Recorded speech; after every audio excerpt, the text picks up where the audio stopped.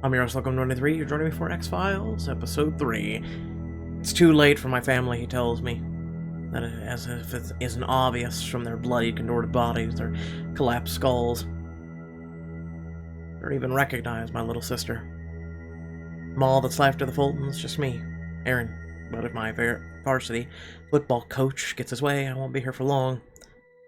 Coach, don't. Out late on a school night. Why am I not surprised? You out being an indisciplined idiot when you should have been home, applying yourself, your homework to the cohesion of your family. Coach Willoughby is disappointed in me. Keeping me cornered, dangling a wooden bat, staying with the bits of my family, he's disappointed in me. If you were here, you could have tried to protect them. If you had your priorities straight, they wouldn't even be dead right now. I don't know what's happening. I tell him this must be a mistake, that he can let me go, that I won't tell anyone. He doesn't laugh or tell me to shut up or threaten me with his gory bat, he just sneers until I stop. You're pathetic, Fulton. At least the other boys showed some guts. The other boys, I realize instantly who he means. Matt Daly and Lawson Cross were murdered recently, along with their entire families.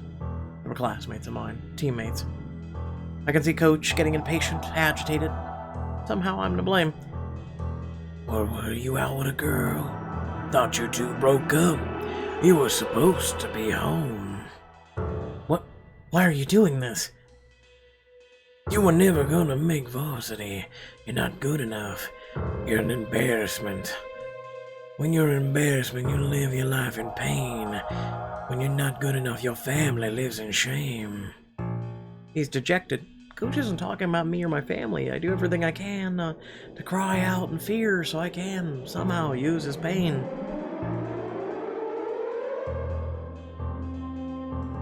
Goad him into clumsy aggression.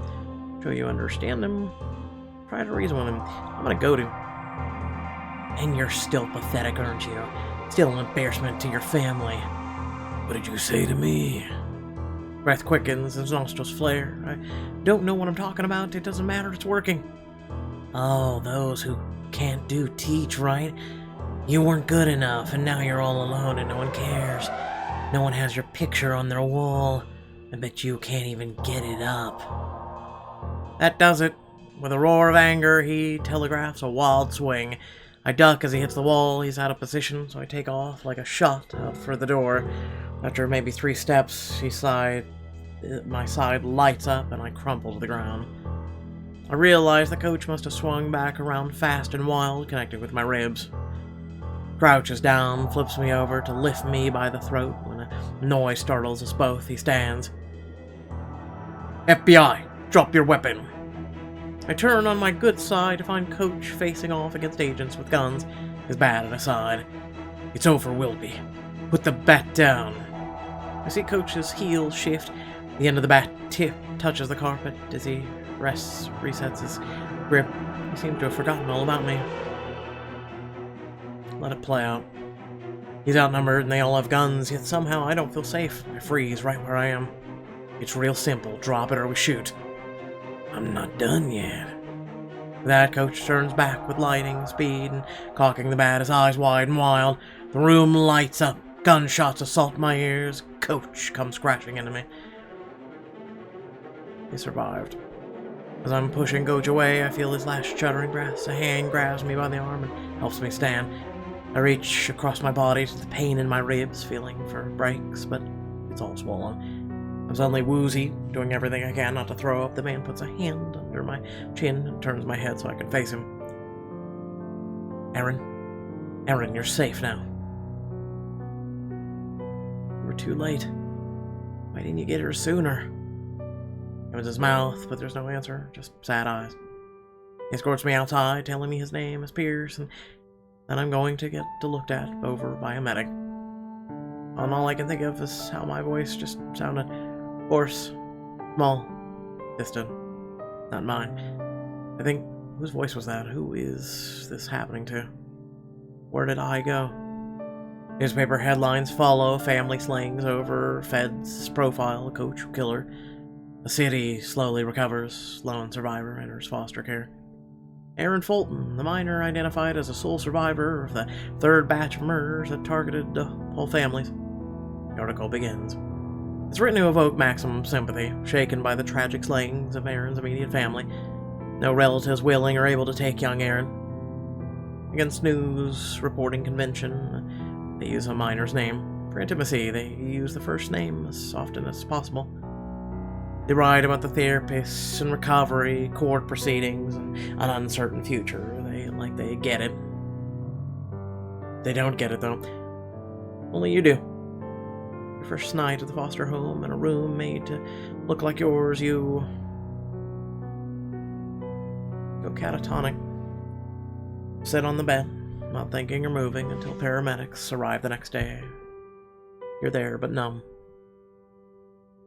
It's never that severe again, but sometimes you realize you've been zoning out for minutes at a time. The Fosters don't confront you about it. Gregory Pierce, who's not an FBI agent but a criminal consultant, comes by sometimes to check on you. He's concerned about your future. He does most of the talking. One day, though, he expresses regret for not saving your family, and you tell him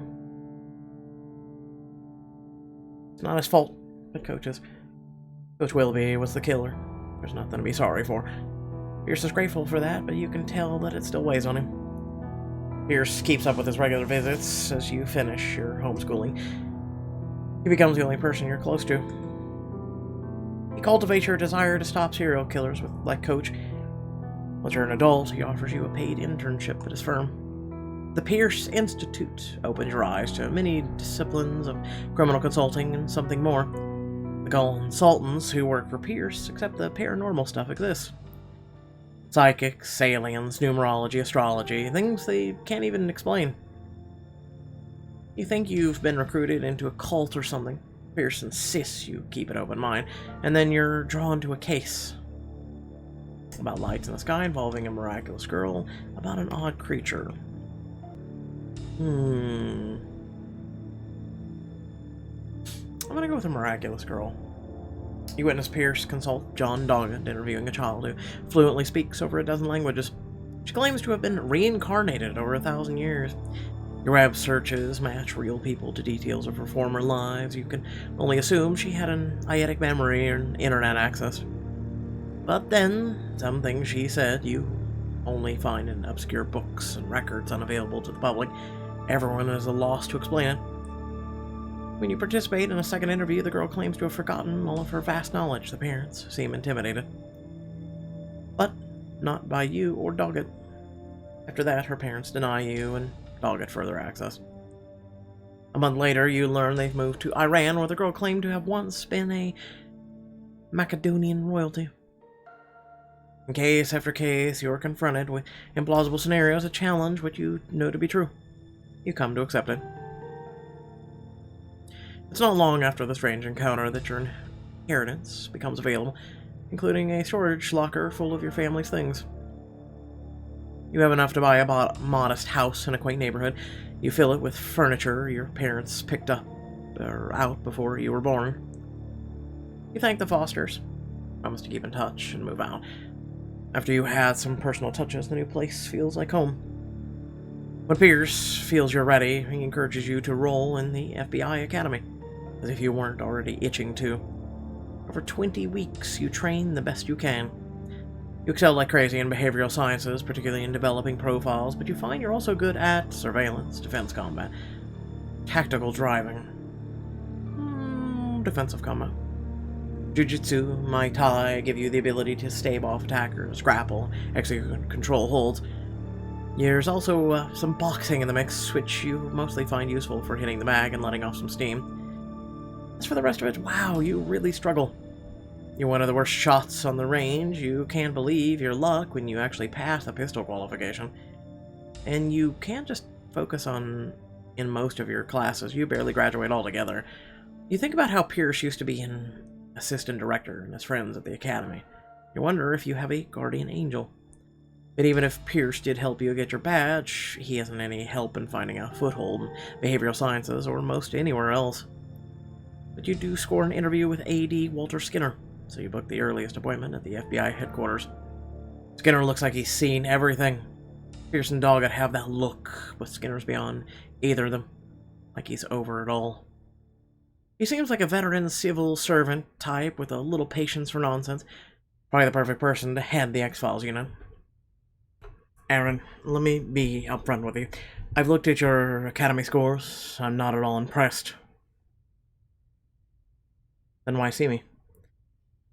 If that's the case, sir, I'm surprised you agreed to meet with me at all. I'm sure you're smart enough to know that I'm just doing this as a favor. Gregory Pierce speaks of you with great admiration. In his words, you're naturally gifted, uniquely insightful, and intensely dedicated. Well, that's nice of him to say. Pierce is no longer with the Bureau. He has no authority over Skinner. Just how hard did Pierce have to sell Skinner on giving me a shot? You can't help but wonder, how did the conversation go down? What's the relationship between Pierce and Skinner like? What's their history? Play a Skinner and see what really happened. Ask Skinner about him. Let the thought fade. Skinner. I know you said this was a favor, but what made you say yes to it? I've known Pierce almost as long as I've been in the Bureau. By the time I was assistant director, he was already in charge of behavioral sciences. Was he sort of a mentor to you, or...? He was helpful. Where you might find pissing contests between units, he was open to sharing resources when it made sense. Get the feeling Skinner only has so much he's willing to share. You could keep fishing, but you also need the assignment, so you nod understandingly and let him move on. Seems to me you've had a lot of time with Pierce, with the Pierce Institute. I imagine you've come across X-Files you've consulted on. I have. I've done background research, observed interviews, profiled suspects, assessed reports from Scully, Mulder, and others who have worked for you. And what was your general assessment of those reports, Agent Fulton? What did you make of them? Skinner is inquiring about the quality of Scully and Mulder's reports, but he's really asking about their approach to the paranormal.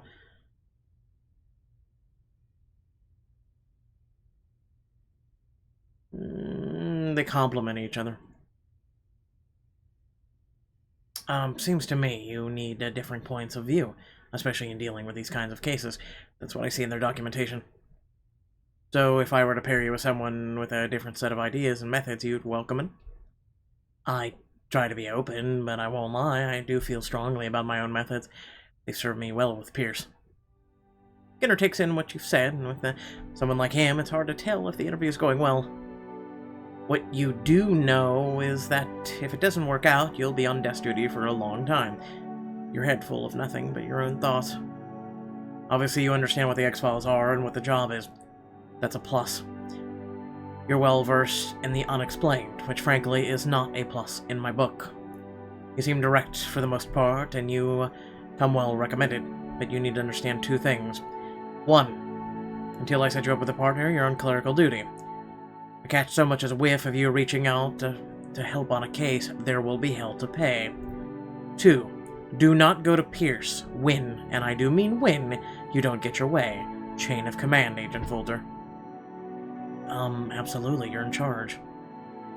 I get 3 things. I know your past, and I know your heart was set on behavioral sciences. The X-Files are not your stepping stone. They are not a means to an end. They are your job. In fact, the X-Files will most likely make you unpopular around here. You won't regret this. Thank you for the opportunity. I'll get the job done. Let's hope. Skinner tells you you're dismissed, and that's it. You're in. You spend a couple of weeks correcting files and connecting digital evidence scans to their proper cases before you get the call. He's brought in an agent, another rookie, he tells you. Meet her in Philadelphia for the first case, he says. It takes longer to drive than you're used to any other mode of transportation, but that's your stubborn preference. Heading up I-95, you feel alive, free, and hear Skinner made the X-Files sound like some sort of purgatory. This is what hell looks like. You think Agent Dexler might be right. More victims of explosive gelation, pieces of them strewn about the swampy carpet. An entire family. This is the work of the man you lost at the bowling alley. Martin Sneeberg Jr. While you were getting stitches in your sliced arm, Dexler led the search for Sneeberg. starting with his apartment. But hadn't even set foot in the place when she got the call about the new crime scene and shifted gears. Outside, an officer handed you a pair of shoe covers. It's like a marsh in there, except, she said. Now, as you watch the CSIs mark around one of the few bloody blankets, your temperature rises. The dad was a member of the same bowling league as Sneeberg's other victims. His ball is missing, like the others.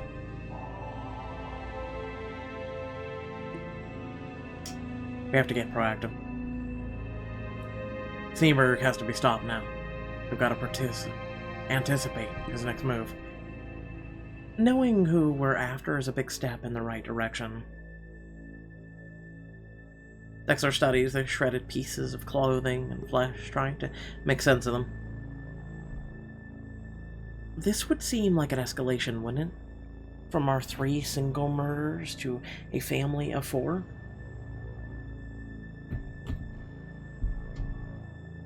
But judging from the fact the ice has melted, this happened several days before Tim Quilling was killed.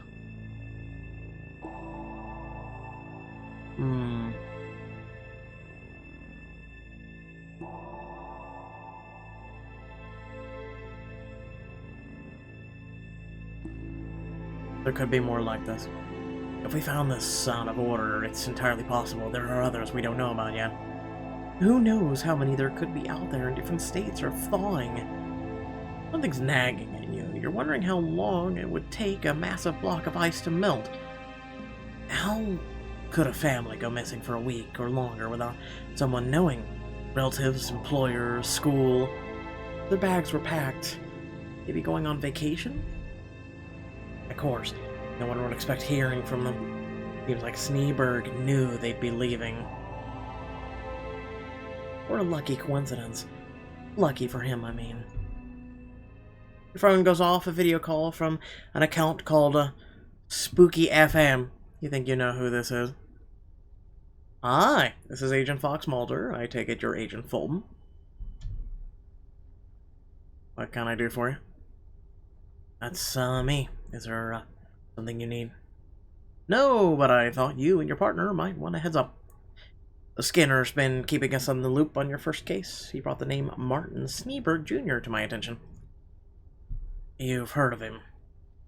We had a case back in the day, still unsolved. Martin Sneeberg of Philadelphia, found dead inside a living room that felt like a meat locker. His wife, Debbie, had suffered brain damage from the cold as well. She was found cradled in the arms of her crying son. Martin Jr. We could never prove what caused that cold that killed Martin Sr. and incapacitated Debbie. But I had a theory. Martin Jr. was dying of a late-stage cancer when his parents allowed a doctor of questionable credentials to try an untested cure on him. He put young Martin's body through serious hell. Aggressive radiation exposure followed by intense cryotherapy. It should have killed him. But it cured him instead. Full recovery, but it cost the Sneebergs everything they had. Martin Sr. started to blame his son for their financial situation. Martin Jr. had untreated injuries when we found him. He was abused. I maintain that Martin Jr. had enough, and lashing out in self-defense was an extraordinary ability he didn't know his cure had given him. About his mother. If it was his dad hurting Martin Jr., hurting Debbie must have been an accident. Collateral damage, yes. The boy was traumatized by his mother's resulting catatonia, less so the father, but still, losing them both pained him. It sounded to me like Martin's gotten more adept with his abilities over time, but here's what I don't get, Agent Fulton. That boy I met, if he could take it back, I think he would have. Hard to believe he's become a killer, much less a serial killer. But something must have happened to Martin Sneeberg Jr. since then. A life event that changed him, made him homicidal. Show gratitude. I appreciate you filling us in. Did you have anything else? That's everything I can recall. You'll find the rest in the case file. Good luck. Say hi to Jess for me. Mulder says hi. I heard. What Mulder said sounds right to me. He was already traumatized. He had to feel different, like an outcast.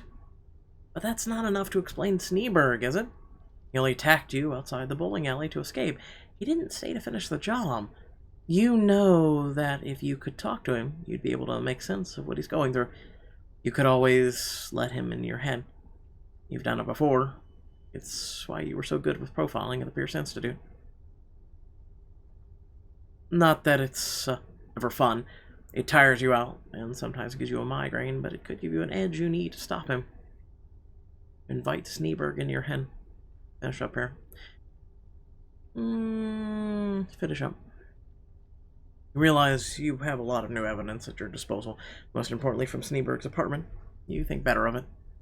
Hello, Fulton. What is it? You just kind of spaced out there. Yeah, do that. Unnoticed. They're bringing the evidence down to headquarters overnight. I'm taking the train back for an early start. Spend another half an hour looking around, but Dexler covered everything. There's nothing else that stands out, so you drive home. Seeing a dead family means you don't sleep. Your girlfriend Stacy's out cold on your bed after a night tending bar, so you sit on the sofa in silent darkness. Coach Wilby wants to pay a visit to your thoughts, but you don't let him. He doesn't get a say in this. The next morning, you learn there's no new evidence and was found in Sneeberg's apartment, not even the missing balls. Your FBI colleagues took pictures of his place and brought you his laptop. He's out there, and you have no leads. It's not even 7 yet, and already you and Dexler are both deflated. So, we can look forward to returning to Philly to interview everyone again. This time, asking about Sneeberg. I know it's the job, but oof. Make light of it, share frustrations, begrudge her complaining. Make light. Oh, maybe if they get to know us well enough, they'll invite us over to their barbecues. Damn, I forgot to have breakfast. No more food talk. Well, hopefully he's written a manifesto or print screened a map to a secret hideout. You could be going through Sneeberg's laptop right now, or you could pore over the photos and video coverage of Sneeberg's apartment. Let Dexler just pick. Do you want to search through this, his computer, or go over the coverage? I'll take the coverage. I'll fire up the laptop then. Laptop boots up, and you're met with your first ever saving grace. No password. You won't have to waste time sending it to the text to crack. Smiles greet you. The desktop wallpaper is an old photo of two people at the state fair. Presumably young Martin and his mother. Presumably taken by Martin Sr. What do we know about Debbie, the mother? Is she still alive? She's west of Philly in an institution, catatonic. Ward of the state. Sneeberg visits regularly, but can't imagine he'd go now that we're on to him. You connect the USB drive while containing the recovery software. While it works, you scour the browser history and downloads, then enter his email account. Nothing outside of what you'd expect. Ads, spam, correspondence, nothing in any of the system's relevant document or picture folders. The recovery files are all trash, temp files, caches, pornography. You load the flash drives, search program, and input quilling. He kept his bed in the middle of a bedroom, floor-to-ceiling insulation. I bet he has nightmares that set off his freezing ability thing. You step over to look. Seems like an awfully lonely existence, a cell of his own making. The laptop dings a hit. Dexler follows you over, and you find a text file hidden in the mb.exe. You open it via text reader. 10 names. 4 of them are victims. There's instructions. Someone's blackmailing him into killing them. The file indicates that the anonymous blackmailer hacked into Sneeberg's computer. The blackmailer ordered him to kill these people, or get outed as your father's killer and a freak. Furthermore, Sneebag is to steal the victim's bowling balls and leave them in the dumpster in North Philly. It seems that he's been complying. You were right about Sneeberg not fitting the profile. As he sees it, he's only killing to survive. Worry about the blackmailer. How does this person know about Sneeberg, and why do they want these bowlers dead? One thing at a time. Now, we need to know how to find Sneeberg. That's where we focus. If he's desperate enough to not have his secrets revealed, he's gonna go after the rest of this list. It takes a list to Philadelphia PD. By the time you're in town, you've found 2 or more bodies. If the other 4 targets are still alive, you have the police keep watch on all of them, as well as the empty bowling ball dumpster. Dexler maps the 6 victims. Finding they all live close to the public transport, her approach would never have occurred to you. You each have your own strengths for sure, that's a good thing. Dexler points out the home of the likely next victim. According to her map, you decide to take it out. You find an alleyway across the street to the park Rendell is in. There's a nearby diner where the 2 of you alternate quick bathroom breaks. You spend a fair amount of the time comparing your stints in the academy. Since you graduated ahead of Dexler, you had no idea she was a star pupil. She had gotten assigned wherever she wanted. You don't tell her you think she squandered her chance. You don't tell her you're jealous. The commuters come home, night falls, and things get quiet for a while, both on the street and in the car.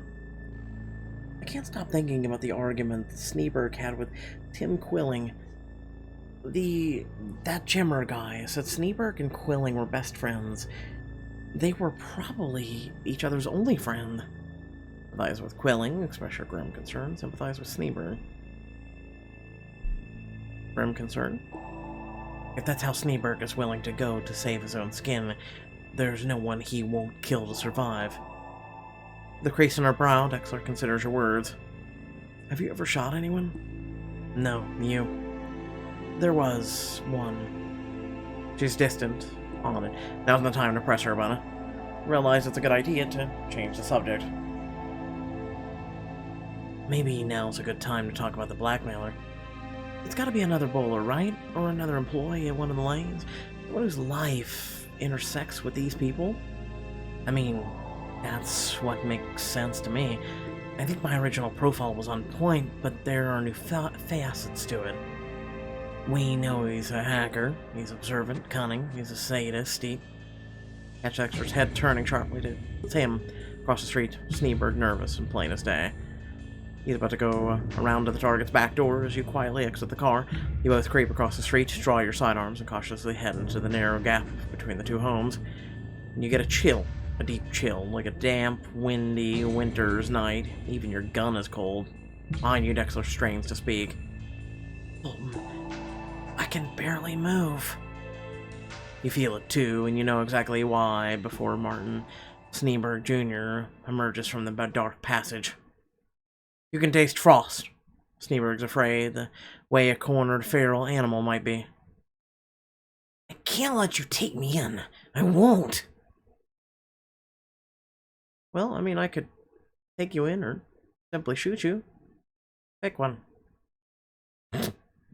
Without further ado, thank you all for watching. Please remember to like, share, and subscribe. Head down the description below, links to social media, Discord, if you'd like to support me and my content. And without further ado, thank you all for watching, and hey, consider hitting that bell icon for notifications, or the join button to join Locums Locos. Catch you all in the next video. Peace.